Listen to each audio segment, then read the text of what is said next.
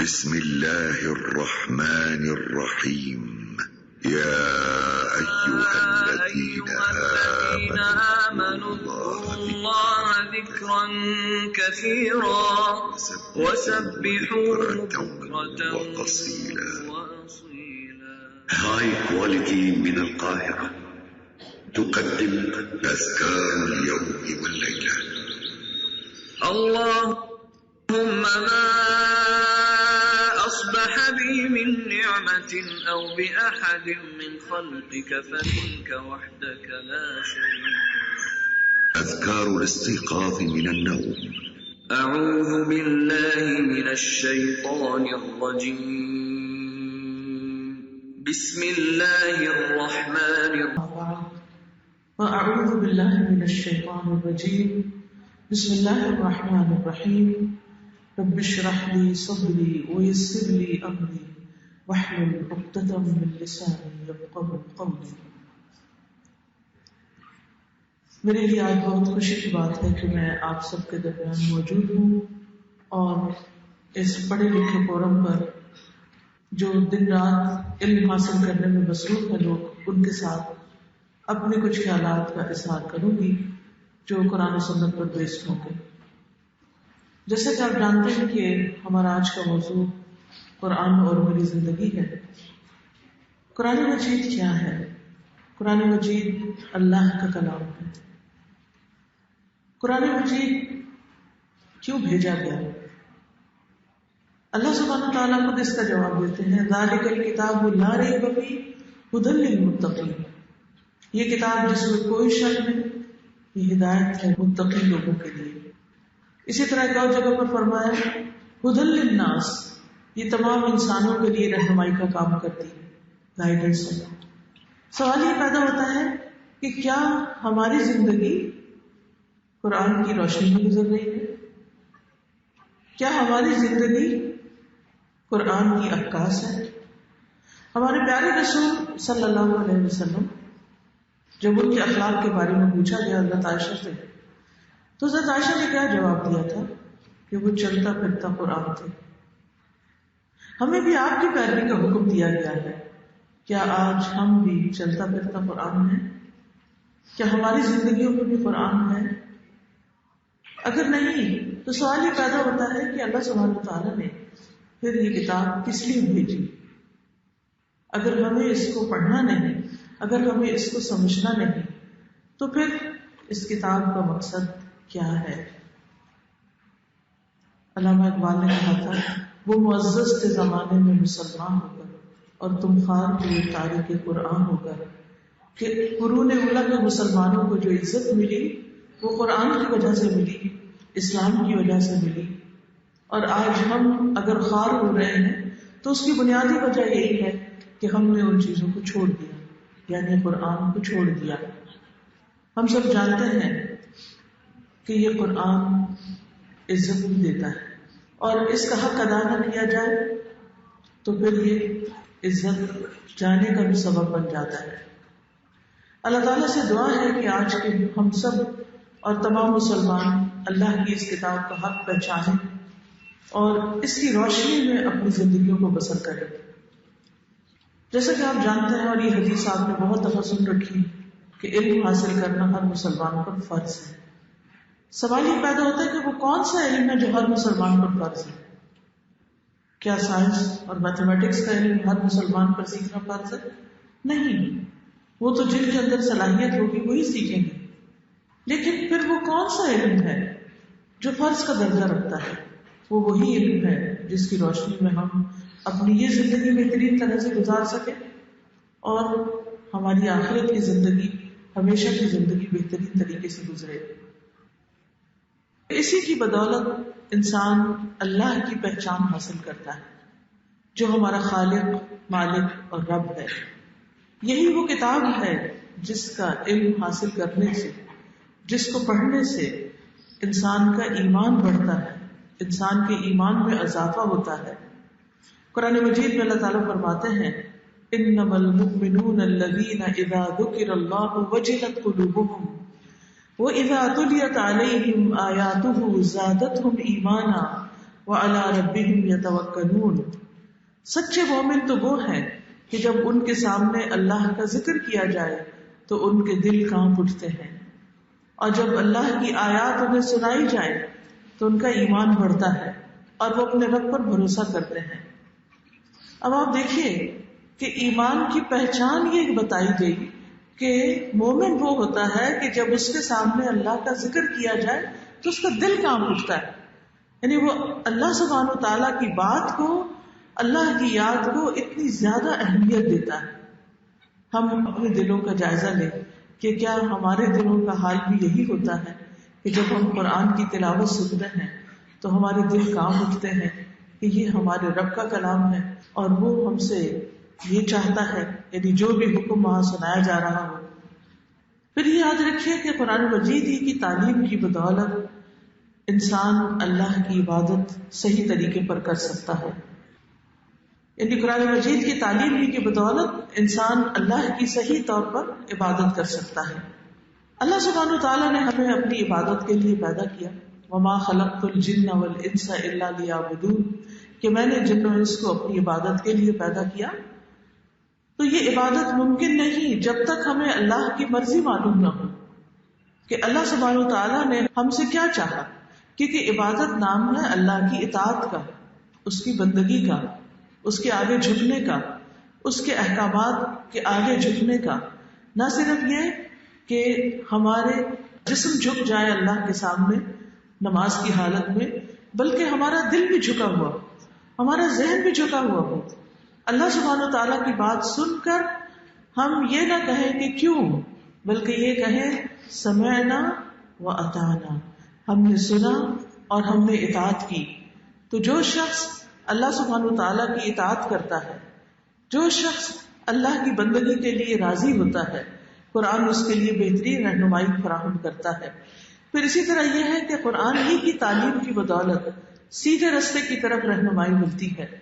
قرآن مجید میں آتا ہے ان ھذا القرآن یہدی للتی ہی اقوم ویبشر المؤمنین الذین یعملون الصالحات ان لهم اجرا کبیرا. یہ قرآن تو وہ راستہ دکھاتا ہے جو سب سے سیدھا ہے، اور جو لوگ ایمان لاتے ہیں اور نیک عمل کرتے ہیں انہیں بشارت دیتا ہے کہ ان کے لیے بہت بڑا اجر ہے. پھر یاد رکھیے قرآن کی تعلیم ہی کی بدولت انسان کو روشنی اور فرقان ملتا ہے.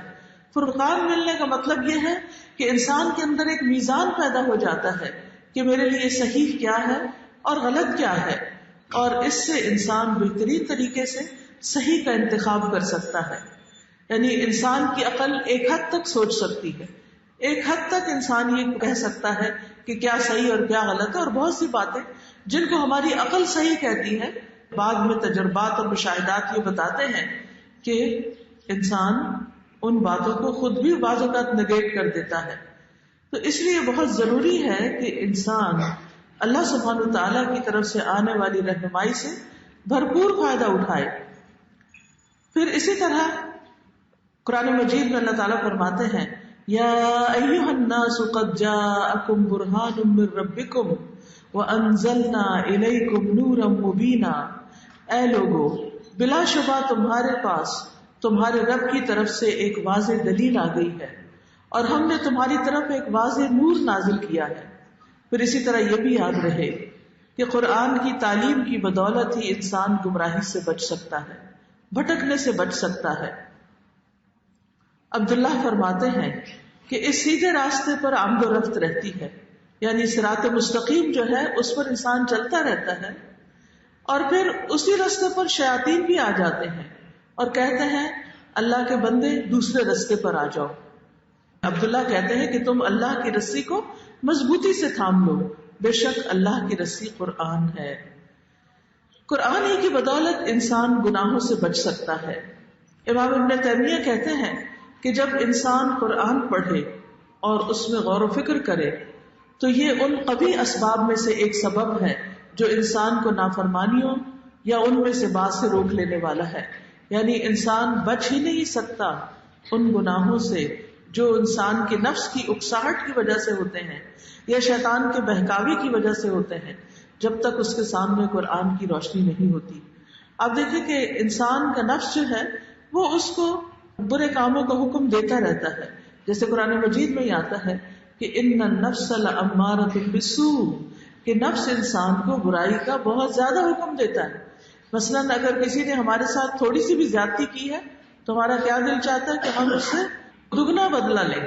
یعنی جتنا کسی نے ہمیں نقصان دیا ہو اتنے نقصان پر تو ہم راضی نہیں ہوتے، ہم یہ چاہتے ہیں کہ ہم اس سے بڑھ کر اس کے ساتھ برا کریں، تب ہماری غصے کی آگ ٹھنڈی ہوگی. تو اسی طرح انسان کا نفس بعض اوقات صرف اپنا حق لینے پہ راضی نہیں ہوتا، وہ دوسروں کے حق میں بھی ڈاکہ ڈالنے کی ترغیب دلاتا ہے انسان کو. تو ایسے میں کیا چیز روک بنتی ہے، کیا چیز رکاوٹ بنتی ہے؟ وہ اللہ کی بات ہی ہو سکتی ہے، قرآن کی تعلیم ہی ہو سکتی ہے. لہٰذا یہ کتاب انسان کو گمراہیوں سے بچاتی ہے. پھر قرآن کی تعلیم کی بدولت ہی انسان قبر کے اندر جو سوال پوچھے جائیں گے ان کا جواب دے سکتا ہے. حدیث میں آتا ہے رسول اللہ صلی اللہ علیہ وسلم نے فرمایا کہ لوگ جب میت کو دفنا کر واپس آتے ہیں تو وہ میت ان کے قدموں کی آہٹ سنتی ہے، جبکہ اس سے پوچھا جا رہا ہوتا ہے کہ اے فلاں تیرا رب کون ہے، تیرا دین کیا ہے، تیرا نبی کون ہے؟ فرمایا اس کے پاس 2 فرشتے آتے ہیں اور اس کو بٹھاتے ہیں اور کہتے ہیں من ربک ما دینک اور ما ھذا الرجل الذی بعث فیکم. تو وہ جواب دیتا ہے ربی اللہ، میرا رب اللہ ہے. وہ کہتا ہے دینی الاسلام، میرا دین اسلام ہے.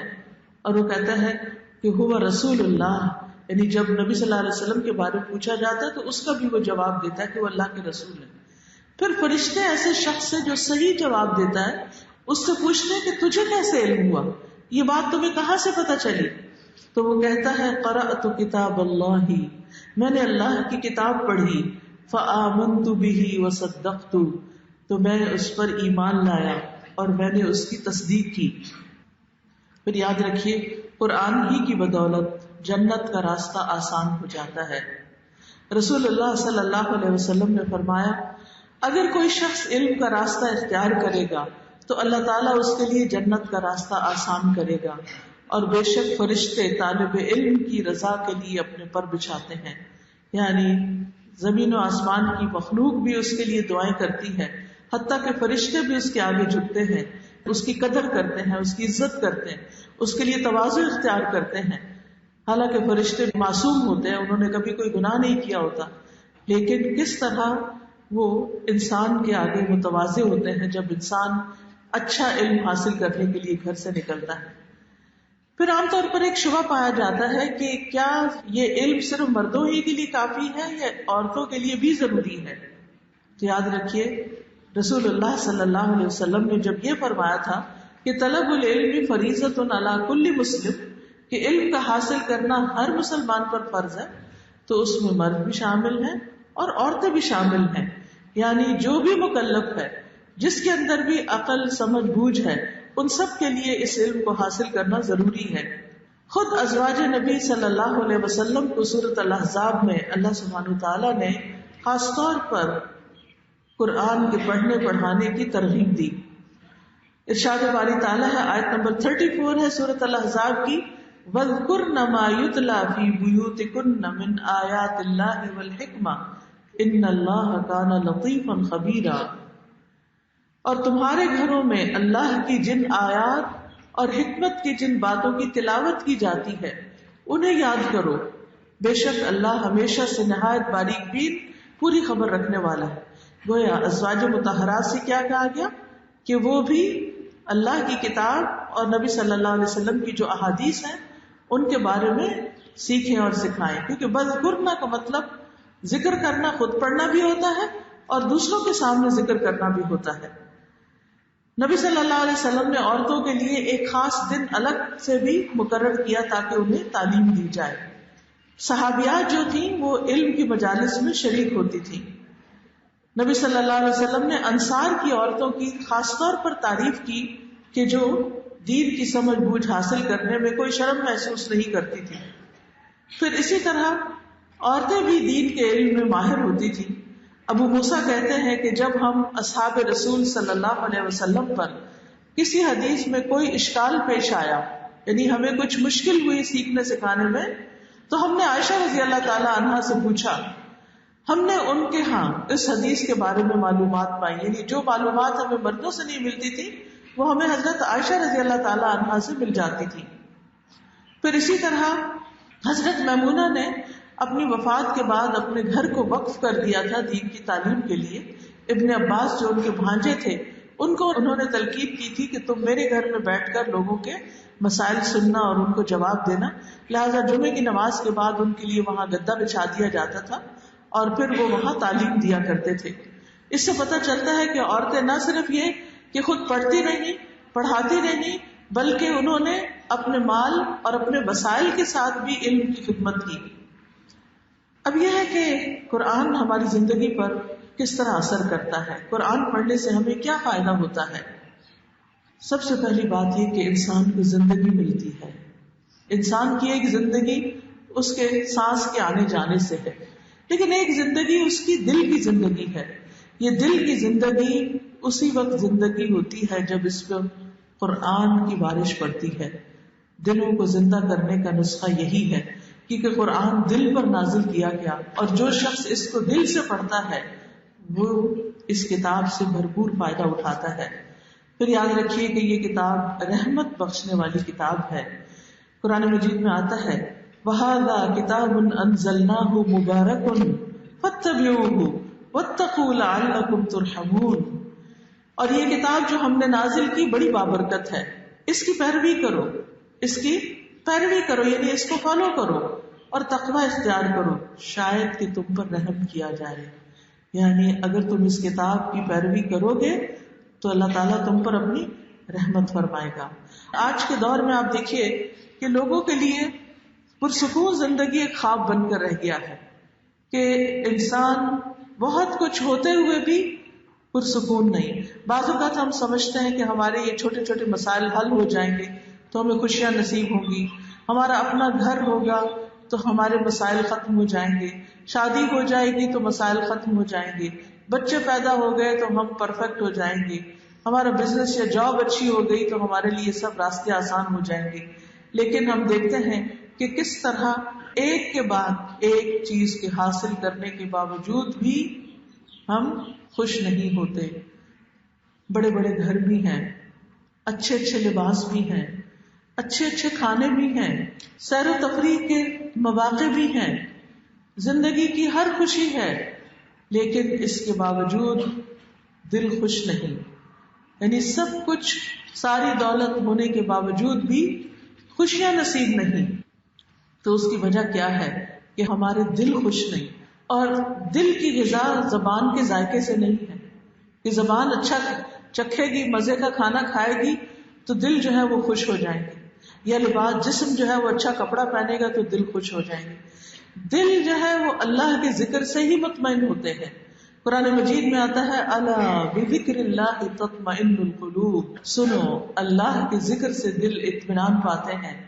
پھر اسی طرح آپ دیکھیے کہ رسول اللہ صلی اللہ علیہ وسلم نے فرمایا جو لوگ اللہ کے گھروں میں سے کسی گھر میں اللہ کی کتاب کی تلاوت کرتے ہیں اور اس کی تعلیم میں مصروف ہوتے ہیں، ان پر سکینت نازل ہوتی ہے، رحمت انہیں ڈھانپ لیتی ہے، فرشتے انہیں گھیر لیتے ہیں، اور اللہ ان کا ذکر اپنے پاس موجود فرشتوں میں کرتے ہیں۔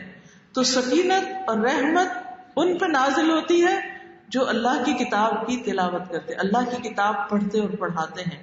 اور یہ تجربہ آپ کر کے دیکھتے ہیں کہ جب آپ قرآن کے ساتھ مشغول ہوتے ہیں تو کس طرح آپ کی زندگی میں زیادہ سے زیادہ خوشی ہوتی ہے، کیونکہ آپ کا دل مطمئن ہوتا ہے۔ پھر یہ کتاب جان، مال، گھر بار، وقت میں برکت دینے والی کتاب ہے۔ اللہ تعالیٰ فرماتے ہیں کہ یہ کتاب جسے ہم نے آپ کی طرف نازل کیا بہت بابرکت ہے۔ اس کا مطلب کیا ہے کہ جتنا آپ قرآن کے قریب ہوں گے، جتنا آپ قرآن سے اپنا تعلق قائم کریں گے، اسی حساب سے آپ کی جان، مال، عزت، آپ کے گھر بار، وقت، ہر چیز میں برکت پیدا ہوگی۔ لہٰذا اس کتاب کو تھام لیجیے۔ بعض مفسرین کہتے تھے کہ ہم قرآن پڑھنے میں مشغول ہوئے تو دنیا میں برکات اور خیرات نے، یعنی بھلائیوں نے ہمیں ڈھانپ لیا۔ یعنی ہم کچھ بھی نہ تھے، ہمیں کوئی جانتا نہیں تھا، ہمارے پاس کچھ نہ تھا، لیکن جب ہم نے اپنے آپ کو قرآن کے لیے وقف کیا تو ہر طرح کی خیر و بھلائی ہماری طرف سمٹ آئی. پھر اسی طرح بعض نیک لوگ بزرگان دین جو تھے، جب ان کا وقت تنگ پڑ جاتا، ان کے کام پورے نہ ہوتے، تو وہ وقت میں برکت کے اثر کو حاصل کرنے کے لیے قرآن پڑھنے لگتے، قرآن کی طرف لپکتے اور قرآن سے برکت حاصل کرتے. آج ہم سوچتے ہیں کہ ہمارے پاس وقت نہیں ہے اس لیے ہم قرآن نہیں پڑھ سکتے. جب کسی سے کہا جائے آئے قرآن کی مجلس میں یا آئے پڑھتے ہیں تو وہ کہتے ہیں ٹائم نہیں ہے، کیا کرے، بہت کام ہے، وقت نہیں ہے. لیکن کچھ لوگ اپنے وقت کی برکت ہی کے لیے قرآن پڑھتے تھے کہ جب قرآن پڑھیں گے تو باقی کام بھی آسان ہو جائیں گے. آپ دیکھیے کہ بعض اوقات غیر ضروری چیزیں ہمارا وقت لے جاتی ہیں، اور آج کل تو اسمارٹ فونز کی وجہ سے اکثر لوگ اسی میں مشغول رہتے ہیں اور وقت کا پتہ ہی نہیں چلتا. گھنٹوں پہ گھنٹوں گزر جاتے ہیں، چیٹس ختم نہیں ہوتی اور سارا وقت ضائع ہو کر رہ جاتا ہے. کچھ ضروری کام ہو بھی تو بہت ساری چیزیں اس میں غیر ضروری بھی ہوتی ہیں جن کی وجہ سے ہمارا وقت جو ہے وہ مفید کاموں میں نہیں لگتا. لیکن جب انسان قرآن کو پڑھتا ہے اور قرآن کا حق ادا کرتا ہے تو اس سے انسان کے باقی کام بھی آسان ہو جاتے ہیں. اسی طرح انسان کو سعادت مندی نصیب ہوتی ہے. ابن قیم کہتے ہیں کسی نیک آدمی سے پوچھا گیا کہ ہم روزانہ کتنا قرآن پڑھیں. انہوں نے کہا اتنا پڑھو جتنی آپ خوش نصیبی چاہتے ہو، جتنی سعادت آپ کو چاہیے اتنا قرآن پڑھ لو. بعض لوگوں کا قول ہے اور وہ تعجب کرتے تھے جب انہیں بتایا جاتا کہ ایک مسلمان نہ قرآن پڑھتا ہے، نہ حفظ کرتا ہے، نہ سمجھتا ہے، تو وہ کہتے ہیں کہ پھر وہ خوش کیسے ہوتا ہے. یعنی جس شخص کی زندگی میں قرآن نہیں، وہ کس چیز پر پھر خوش ہوتا ہے اور کس چیز کو ترنم کے ساتھ پڑھتا ہے. پھر اسی طرح اس قرآن سے حکمت اور دانائی ملتی ہے. قاب بیان کرتے ہیں کہ قرآن کو لازم پکڑ لو کیونکہ وہ عقل کی تیزی، حکمت کی روشنی اور علم کا سرچشمہ ہے، اور رحمان کی طرف سے نازل ہونے والی کتابوں میں سب سے نئی کتاب ہے. یعنی آخری کتاب یہی ہے. اس سے پہلے بھی اللہ نے کتابیں نازل کی لیکن آخری کتاب یہی ہے.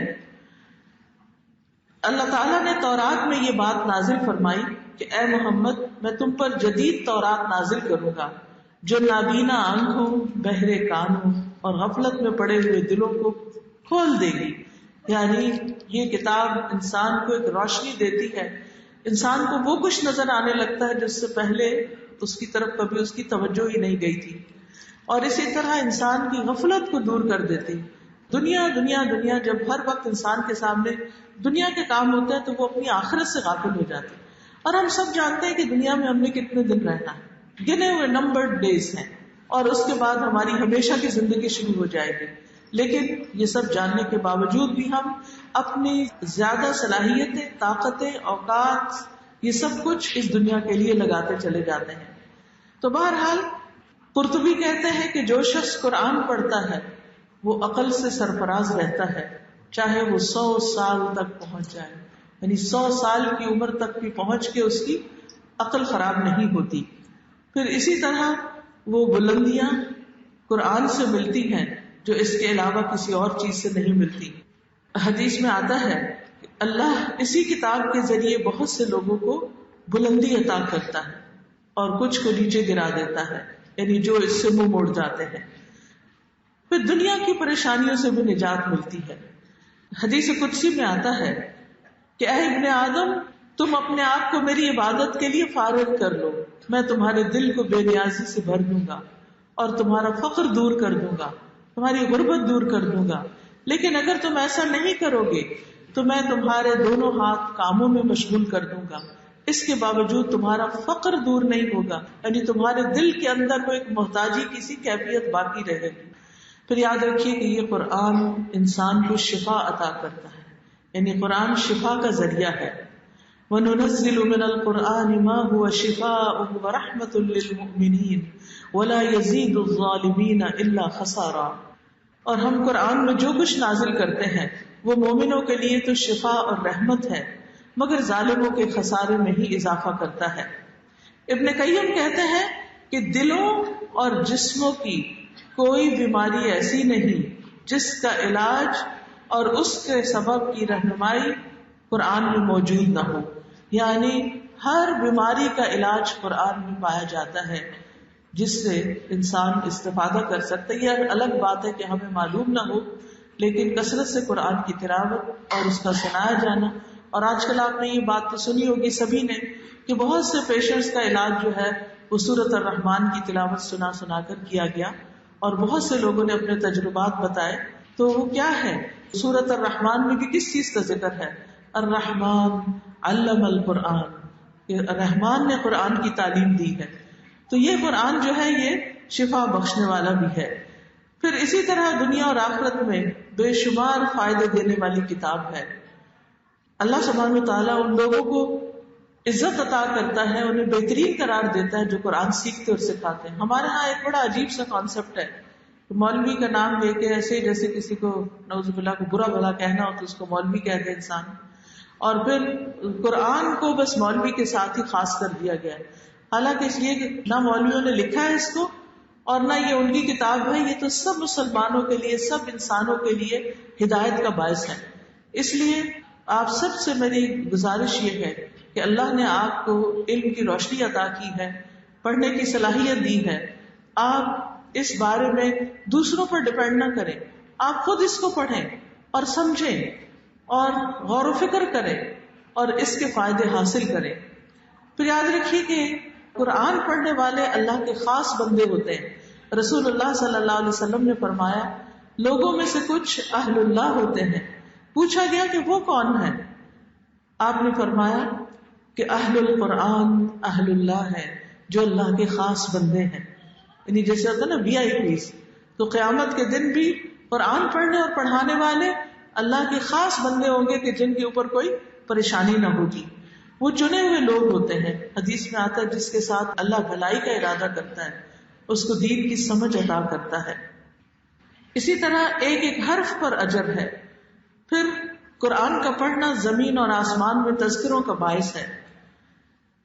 پھر تمام مخلوق ایسے لوگوں کے لیے استغفار کرتی ہے کہ جو قرآن یا دین کے پڑھنے پڑھانے والے ہیں. حتیٰ کہ سمندر کی مچھلیاں بھی ان کے لیے دعائیں کرتے ہیں. اب دیکھیے کہ ہم دعاؤں کے لیے محتاج ہوتے ہیں، لوگوں سے ریکویسٹ کرتے رہتے ہیں تم دعاؤں میں یاد رکھنا، ضرور دعا کرنا، فلاں سے کہیں میرے لیے دعا کرے، فلاں سے کہیں. لیکن جو شخص قرآن کا پڑھنے پڑھانے والا ہوتا ہے مخلوق کی ہر چیز اس کے لیے دعائیں کرنا شروع کر دیتی ہے. اس سے بہترین اور کیا عمل ہو سکتا ہے کہ جس میں کائنات کی باقی چیزیں جو ہیں اس شخص کی ہمدرد ہو جاتی ہیں اور اس کے دکھ درد میں شریک ہو جاتی ہیں. اور مرنے کے بعد بھی اس کے بہت سے فائدے ہیں. مثلا قبر میں قرآن جو ہے وہ انسان کا دوست ہوگا. حدیث میں یہ بھی آتا ہے کہ جب انسان دفن کیا جاتا ہے یا قبر میں اس کو دفن کیا جاتا ہے تو سر کی طرف سے عذاب دینے والا فرشتہ آتا ہے، تو تلاوت قرآن اسے دور کر دیتی، ہٹا دیتی. جب فرشتہ سامنے سے آتا ہے تو صدقہ اس کو ہٹا دیتا ہے. جب پاؤں کی طرف سے آتا ہے تو مسجد کی طرف چل کے جانا اسے دور کر دیتا ہے. پھر اسی طرح رسول اللہ صلی اللہ علیہ وسلم نے فرمایا قیامت کے دن قرآن ایک ایسے شخص کی شکل میں آئے گا جس کا رنگ اڑا ہوا ہوگا، اپنے پڑھنے پڑھانے والے سے کہے گا میں وہی ہوں جس نے تجھے راتوں کو جگایا اور دن کو پیاسا رکھا. لیکن کیا ہم دن اور رات دونوں اوقات میں قرآن پڑھتے ہیں؟ اور کیا ہمیں بھی ایسے کسی شخص کا قیامت کے دن مدد اور سہارا حاصل ہوگا؟ اور اصل میں تو وہ قرآن ہی ہوگا. پھر اسی طرح قرآن قیامت کے دن سفارش کرے گا، انسان کے حق میں گواہی دے گا. جو قرآن پڑھنے والا ہے اس کے لیے عزت کا تاج اور لباس ہوگا. اس کے والدین کے سر پر نور کا تاج پہنایا جائے گا. قرآن کا ماہر معزز فرشتوں کے ساتھ ہوگا. لہٰذا اپنی زندگی کا کچھ نہ کچھ وقت ضرور اس کے لیے نکالیے کہ قرآن مجید میں مہارت حاصل کریں. لیکن جو شخص قرآن سے منہ موڑتا ہے، اس کے ذکر سے منہ موڑتا ہے، قرآن ہی میں آتا ہے کہ ہم اس کے لیے زندگی تنگ کر دیں گے. سورۃ طٰہٰ کی آیت نمبر 124 سے 126 تک ہے وَمَنْ أَعْرَضَ عَنْ ذِكْرِي فَإِنَّ لَهُ مَعِيشَةً ضَنْكًا وَنَحْشُرُهُ يَوْمَ الْقِيَامَةِ أَعْمَىٰ قَالَ رَبِّ لِمَ حَشَرْتَنِي أَعْمَىٰ وَقَدْ كُنْتُ بَصِيرًا قَالَ كَذَٰلِكَ أَتَتْكَ آيَاتُنَا فَنَسِيتَهَا وَكَذَٰلِكَ الْيَوْمَ تُنسَىٰ. اور جس نے میری نصیحت سے منہ پھیرا، اور اللہ کی نصیحت کون سی ہے؟ قرآن. بے شک اس کے لیے تنگ زندگی ہے، یعنی دل کی گھٹن، ڈپریشن، تنگی، غم، پریشانی، گھروں کی تنگی، حالات کی تنگی، اور ہم اسے قیامت کے دن اندھا کر کے اٹھائیں گے. کہے گا اے میرے رب تو نے مجھے اندھا کیوں کیا، حالانکہ میں تو دیکھنے والا تھا. تو اللہ تعالیٰ فرمائے گا اسی طرح تیرے پاس ہماری آیات آئیں اور تم نے ان کو بھلا دیا، لہٰذا آج تم بھی بھلائے جاتے ہو. یاد رکھیے کہ ہمیں قرآن کو بس پش نہیں ڈال دینا، اسے کہیں اوپر کے شیلف میں نہیں رکھ دینا، بلکہ اس کو کھولنا ہے، اس کو پڑھنا ہے، اس سے دنیا میں بھی فائدہ اٹھانا ہے اور اپنی آخرت کے لیے بھی ذخیرہ بنانا ہے. پھر اسی طرح یہ کہ قرآن کو چھوڑنا باعث حسرت ہوگا. نبی صلی اللہ علیہ وسلم نے فرمایا سورۃ البقرہ پڑھا کرو، اس کا پڑھنا باعث برکت ہے اور اس کا چھوڑنا باعث حسرت ہے. یعنی جو لوگ سورۃ البقرہ کی تلاوت نہیں کرتے وہ حسرتوں میں مبتلا ہوں گے اور جادوگر اس پر قابو نہیں پا سکتے.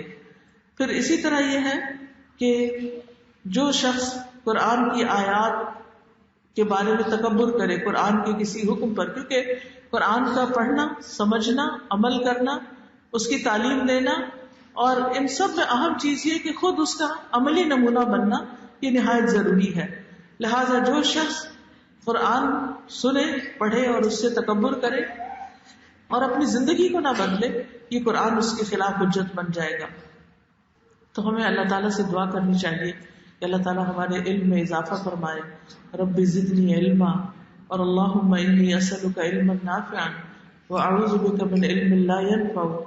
اور اللہ سبحانہ و تعالیٰ ہم سب کو قرآن سے اس طرح جوڑے کہ یہ قرآن ہمارے سینوں کی بہار بن جائے، ہمارے دلوں کا نور بن جائے اور ہماری زندگیوں میں بہترین تبدیلی آئے اس کی وجہ سے.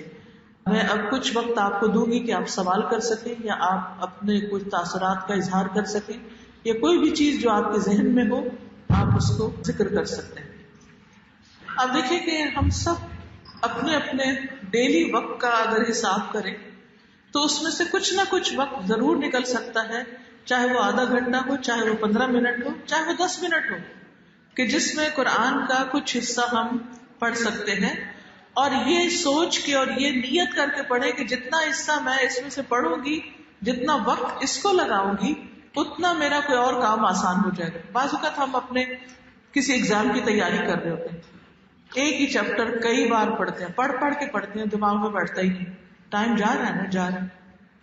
تو یہ ہو سکتا ہے کہ آپ کوئی آیت پڑھیں، یعنی قرآن کا جو آپ نے وقت مقرر کیا ہوا ہے اس کو پڑھیں، اس پڑھنے کی برکت سے یہ آپ کا سبق بہت جلدی یاد ہو جائے. کیونکہ یہ اللہ کا وعدہ نہیں، میں تو نہیں آپ کو بتا رہی کہ یہ کتاب مبارک کتاب ہے. تو بزرگان دین کے بارے میں نے بتایا کہ جب ان کے وقت میں تنگی پڑتی تھی تو وہ قرآن پڑھنا شروع کر دیتے تھے کہ ہمارے اوقات میں برکت ہو جائے.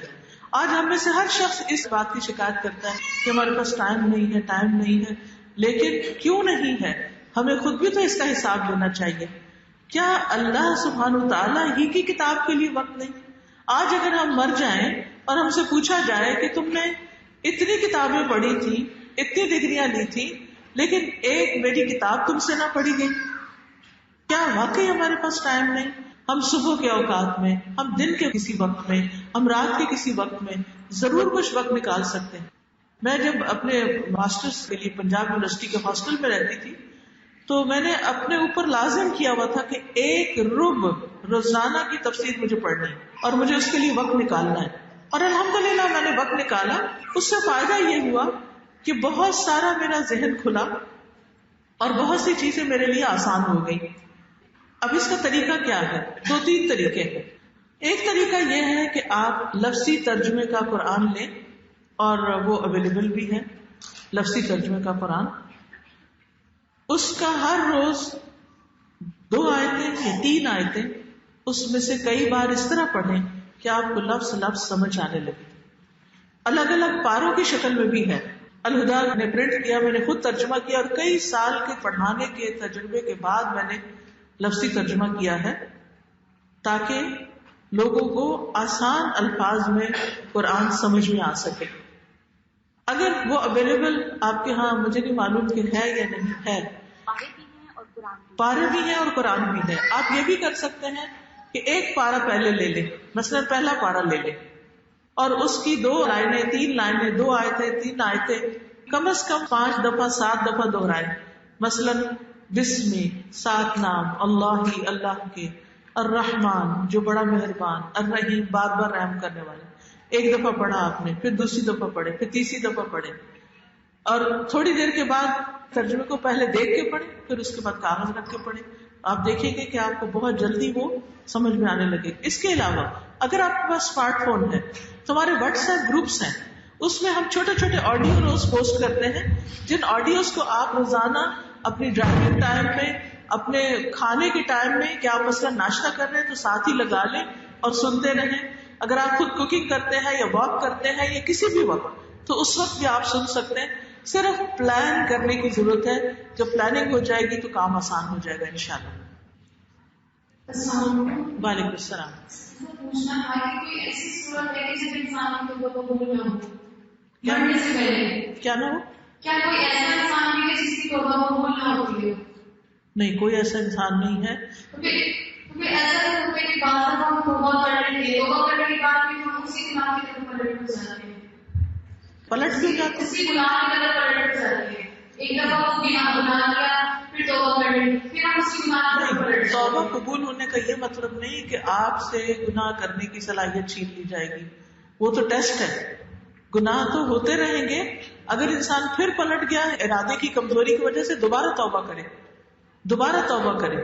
توبہ حدیث میں آتا ہے توبہ اس وقت تک قبول ہوتی رہتی ہے جب تک جان حلق میں نہ آ جائے اور سورج مشرق کی بجائے مغرب سے نہ طلوع ہو.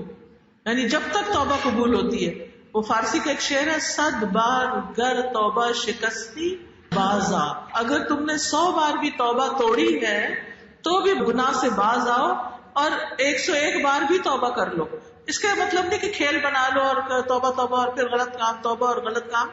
لیکن ہم انسان ہیں، ہم سب جانتے ہیں کہ ہم سے کوئی نہ کوئی غلطی ہو ہی جاتی. اور بنی اسرائیل کا وہ شخص جس نے 99 لوگوں کو قتل کر دیا تھا، اور جب اس کے دل میں خیال آیا کہ میں نے توبہ کرنی ہے تو ایک راہب کے پاس گیا، اس سے پوچھا کیا میری توبہ ہو سکتی؟ تو اس نے کہا کہ نہیں، تمہاری توبہ نہیں ہوگی. اس کو بھی مار دیا. اب 99 کی وجہ 100 قتل ہو گئے، لیکن اسے چین نہیں آیا. اس نے کہا میں نے توبہ کرنی ہے. پھر کسی اور اسکالر کے پاس گیا، اس نے کہا اپنے اس ماحول کو چھوڑ دو، کیونکہ جس ماحول میں تم بار بار گناہ کر رہے ہو اس کو چھوڑنا ضروری ہے. لہٰذا وہ مائگریٹ کرنے کے لیے نکل گیا. جب وہ جا رہا تھا تو راستے میں ہی موت کے فرشتے آ گئے، اور رحمت کے فرشتے بھی اور عذاب کے فرشتے بھی، دونوں میں جھگڑا ہونے لگا. کچھ نے کہا یہ بڑا گناہ گار تھا، ہم نے اس کی جان لینی. رحمت کے فرشتوں نے کہا نہیں، اس نے توبہ کر لی تھی، ہم جان لیں گے. تو معاملہ اللہ کے حضور پیش ہوا تو اللہ تعالیٰ نے فرمایا کہ تم زمین ناپ لو. یعنی جن نیک لوگوں کے پاس جا رہا تھا، اگر وہاں پر جانے میں فاصلہ کم رہ گیا تھا تو رحمت کے فرشتے اس کی جان لے لے، اور بالآخر رحمت کے فرشتوں نے اس کی جان لی. تو توبہ کی قبولیت میں یہ شرط نہیں ہے کہ وہ شخص دوبارہ کبھی گناہ نہیں کرے گا. اس کو ارادہ ضرور کرنا چاہیے، لیکن گناہ تو گناہ ہے، پھر ہو سکتا ہے. السلام علیکم ورحمۃ اللہ وبرکاتہ. وعلیکم السلام. میرا کوشچن یہ ہے کہ کو ایجوکیشن جو ہے اس کے بعد میں قرآن میں جیسے کچھ نہیں کیا، کو ایجوکیشن کس طرح قرآن ہوتا ہے کہ غیر کے بعد قرآن پڑھنی نہیں چاہیے، ہماری آواز ان کی کام کرنی چاہیے، پھر ہم کس لحاظ سے مطلب اسٹڈی کریں. دیکھیں یہ تو کہیں نہیں لکھا ہوا کہ عورت کی آواز مرد تک نہیں جانی چاہیے، مرد کی عورت تک نہیں جانی چاہیے. ہاں جو چیز منع کی گئی ہے وہ ایک عورت اور ایک مرد کہیں اکیلے اکٹھے نہ ہوں، اکیلے نہ بیٹھے، دوستی نہ کریں، گپ شپ نہ لگائیں، فضول فالتو باتیں نہ کریں.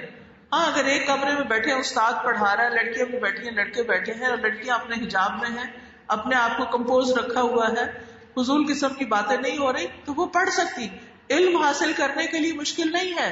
ابھی میں نے حدیث سنائی نا آپ کو کہ نبی صلی اللہ علیہ وسلم نے صحابیات کے لیے الگ دن مقرر کیا تھا اور آپ نے ان کو الگ ٹیچ بھی کیا تھا، اور وہ ویسے جمعے کے خطبے میں اور باقی سب چیزوں میں حاضر ہوتی تھی. اس میں منع نہیں ہے. منع جو چیز ہے وہ اپنی حدوں کو پار کرنا ہے، حجاب نہ کرنا اور ہنس ہنس کے باتیں کرنا اور ادھر ادھر کی فضول باتیں کرنا، اس سے پرہیز کر کے اپنی تعلیم پہ فوکس کرنے میں کوئی حرج نہیں. السلام علیکم ورحمۃ اللہ وبرکاتہ.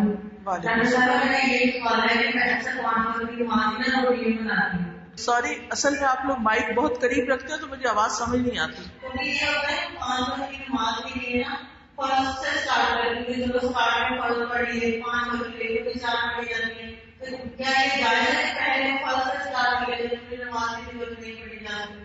کیوں نہیں پڑھی جا سکتی؟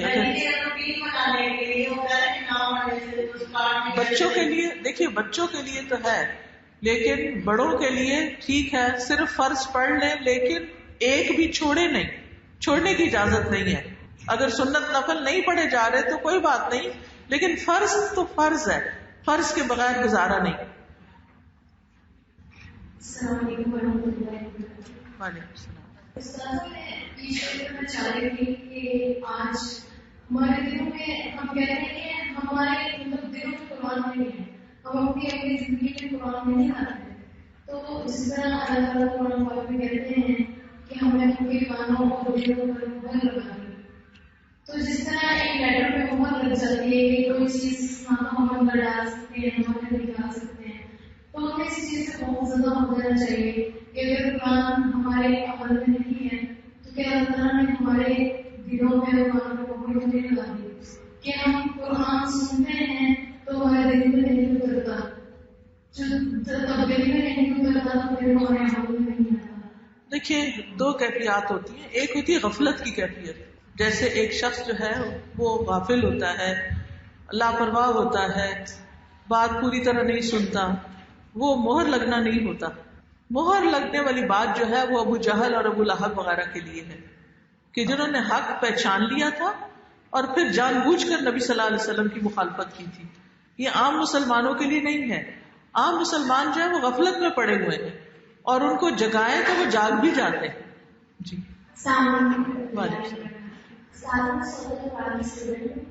قرآن تو سوسائٹی کچھ کہتی ہے، قرآن کچھ کہتی ہے. I don't want to change myself or people, but I want to change them. So how can you? جو قرآن کہتا ہے وہ کرتے چلے جائیں. اللہ کی بات بڑی بات ہے اور سوسائٹی کی بات تو اللہ کی بات کے مقابلے میں کچھ حیثیت نہیں رکھتی. تو اللہ کی پناہ لے لیجیے، اللہ کی پناہ لیجیے. اور قرآن پڑھنے سے پہلے بھی کیا پڑھنا چاہیے؟ کیوں پڑھنا چاہیے؟ شیطان تو آئے گا مگر اس سے بچ کر اللہ کی حفاظت میں اپنے آپ کو دے. دیکھیے، ایک بات ہم یاد رکھیں کہ ہم سب کہتے ہیں اللہ اکبر، اللہ سب سے بڑا ہے. پھر اس کے بعد کبھی ماں باپ کو بڑا بنا لیتے ہیں، کبھی سوسائٹی کو بڑا بنا لیتے ہیں، کبھی دوستوں کو، کبھی کسی کو، کبھی کسی کو. نہیں، اللہ اکبر اور لا الہ الا اللہ. عبادت صرف اللہ کی، اطاعت صرف اللہ کی، اس کے مقابلے میں کسی اور کی نہیں. ٹھیک ہے، بس یہ آخری سوال ہوگا.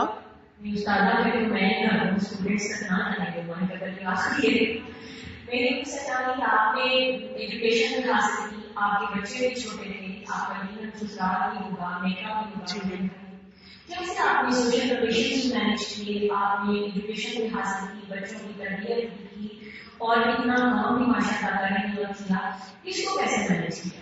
دیکھیے، اس میں بنیادی طور پر میں نے کچھ اپنی زندگی کے اصول بنائے، کچھ پرائرٹیز سیٹ کی کہ میرے اوپر فرض کے درجے میں کیا کیا چیزیں آتی.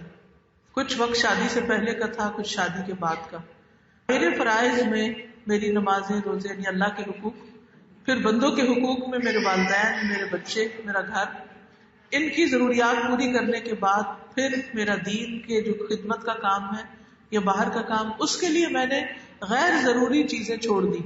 اور اب تک میں اپنے دن کو پرائرٹائز کرتی ہوں کہ اس وقت جب کہ میرے بچے بڑے ہو چکے ہیں اور میں ان ذمہ داریوں سے فارغ ہو چکی ہوں، اب کون سے کام میرے لیے زیادہ اہم ہیں ان کو سامنے رکھ کر ڈیلی میرا ٹائم ٹیبل ہوتا ہے، بلکہ اگلے پورے مہینے کا ٹائم ٹیبل میرا بنا ہوا ہے کہ میں نے کس دن کیا کیا کرنا ہے. تو number 1 planning, number 2 strict discipline. یہ نہیں کہ پلاننگ کر کے ٹائم ٹیبل بنا کے خود ہی ختم کر دیا، یہ نہیں ہو سکتا، اپنے اوپر بھی چیک. Number 3 delegation. ڈیلیگیشن میں یہ ہے کہ جو کام کوئی اور کر سکتا ہے وہ ان کو دے دیتی ہوں کہ یہ آپ کریں، کیونکہ آپ کے آس پاس بہت سے لوگ فارغ بھی ہوتے ہیں. آپ ان کو ڈیلیگیٹ کرتے ہیں اور جو آپ کا کام نہیں اس میں انٹرفیئر نہیں، اور باقی جو آپ کے اپنے کام ہیں ان کو کرنا ہے. وقت پر سونا ہے، وقت پر اٹھنا ہے، اور سادہ زندگی بسر کرنا. میں نے اپنی اس زندگی میں سادگی جو ہے وہ بہت زیادہ اختیار کی ہے. میں نے یہ نہیں دیکھا کہ میرے پاس کس برانڈ کا بیگ ہے یا کس برانڈ کے کپڑے ہیں یا کس برانڈ کا جوتا ہے. نہیں، میرے پاس جو بھی ہے الحمدللہ میری ضرورت پوری ہوتی ہے، اس سے ایکسٹرا مجھے نہیں رکھنا اور مجھے اپنے کام پر فوکس کرنا ہے. تو الحمدللہ بہت ساری چیزیں مینیج ہو گئی. تو آپ کی شادی فنکشن ہے اس میں بھی جاتی ہوں گی اور سوشل ایکٹیویٹیز بھی تو ہوتی ہوں گی، ان کو کیسے کرنا ہے؟ اس میں میں سارا وقت نہیں، مثلا ایک شادی ہے تو کئی دن کی شادی ہے تو میں ہر روز نہیں جاؤں گی، ایک دن جاؤں گی، محدود وقت کے لیے جاؤں گی. یہ نہیں کہ جا کے بیٹھ گئے گھنٹوں اور پھر دیر تک. اور جو شادیاں لیٹ ہوتی ہیں میں پہلے معذرت کر لیتی ہوں کہ میں کہتی کہ نہیں میں اس وقت کے بعد نہیں آتی، گھر سے نہیں نکلتی رات کو. تو الحمدللہ لوگ بھی پھر سمجھتے ہیں، کیونکہ آپ دیکھیں نا اگر آپ کی اپنی زندگی میں کچھ اصول ہیں اور وہ آپ منوا لیتے ہیں لوگوں سے تو پھر ہی آپ کام کر سکتے ہیں. دیکھیں اگر لوگ رات کے 12-1 بجے تک اپنی خوشی سے بیٹھے ہیں تو ہماری خوشی تو اس میں کوئی نہیں نا. ہم کیوں بیٹھے ہیں؟ ہمارے لیے اور بڑے ضروری کام ہے کہ جو ہم نے کرنے ہیں تو ہم جائیں گے. اگر مثلاً رات 8 بجے شادی کے لیے بلایا تو 8 بجے جا کے 9 بجے واپس. لیکن یہ نہیں کہ بلا وجہ وہاں لوگوں سے فضول قسم کی گپ شپ کرتے رہے اور اپنا وقت ضائع کرتے رہے. ہمارے والد جو تھے ہمیں اسکول سے چھٹی نہیں کرنے دیتے تھے. ایک دلچسپ بات آپ کو بتاتی ہوں، میری بہن کی شادی دن کی شادی تھی، میرے والد نے مجھے چھٹی نہیں کرنے دی. انہوں نے کہا چھٹی کے بعد جب تم آؤ گی تو سب یہی ہوں گے، اس وقت شریک ہو جانا. تو 2 بجے چھٹی ہوتی تھی تو ابھی بارات اور سب کھانا پینا چل رہا تھا، تو اسکول سے آ کے میں نے شادی اٹینڈ کی تھی. تو آپ خود سوچیں کہ جہاں پر یہ تربیت ہو، جہاں یہ اسٹرکٹ ڈسپلن ہو کہ گھر میں شادی ہے اور بچے کو اسکول بھیجا جا رہا ہے، تو پھر وہ بچہ کیا سیکھے گا بڑا ہو کر. سبحانک اللہم و بحمدک، اشہد ان لا الہ الا انت، استغفرک و اتوب الیک. السلام علیکم و رحمۃ اللہ وبرکاتہ.